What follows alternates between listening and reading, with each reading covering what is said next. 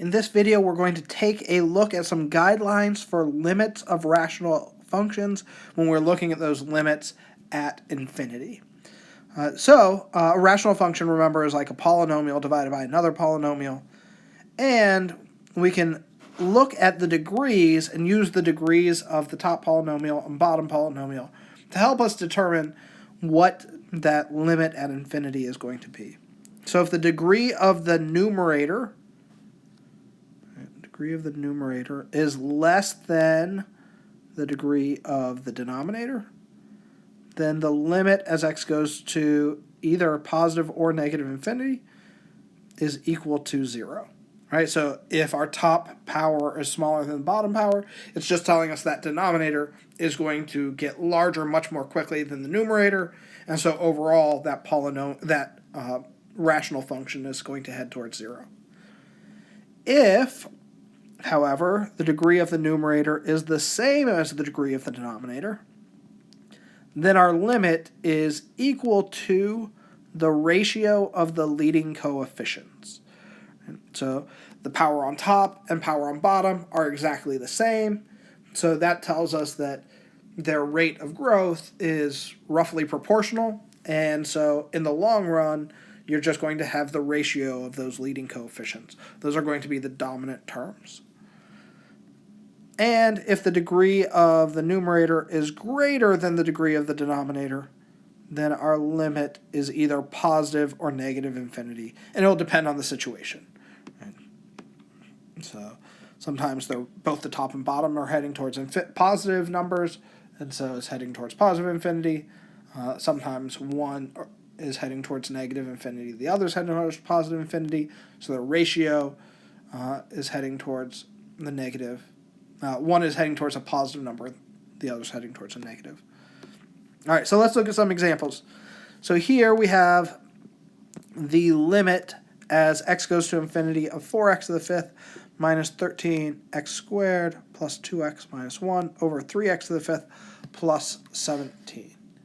And we can observe that on top, our largest power is that x to the fifth. So we have 4x to the fifth. In the denominator, our largest power is x to the fifth. We have 3x to the fifth. Those powers are equal, and so that limit should be equal to the ratio of those leading coefficients. So 4/3 should be our answer. And you could go through and do some work here. You could have solved this similar to what we did before. Factor out an x to the fifth. You'd have 4 minus 13 over x cubed plus 2 over x to the fourth minus 1 over x to the fifth. Factor out an x to the fifth in the denominator. 3 plus 17 over x to the fifth. Those x to the fifths would cancel out. You have this 4 and this 3, and every other term will head towards 0 as x goes towards infinity.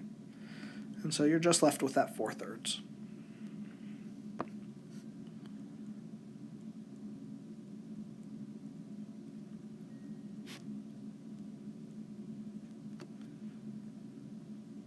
That's the y of the answer, right? So don't just memorize rules just to memorize, but try to get an intuition, an understanding of the reason why. Here we have a limit as x goes towards negative infinity of negative x squared plus 1 over 5x cubed.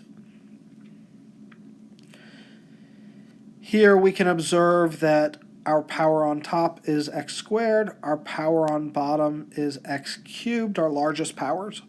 So, since the power on top is smaller than the power on bottom, that tells us the denominator is going to blow up much more quickly than the numerator. And when you have something in the denominator that is smaller than the stuff in the numerator, then this is going to head towards 0.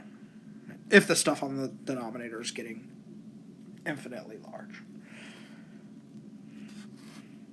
Great. So those are some examples where we found some limits of rational functions. So come on back for our next video. We'll look at some further examples. We will find some horizontal asymptotes and maybe even some slant asymptotes. So we will see you there.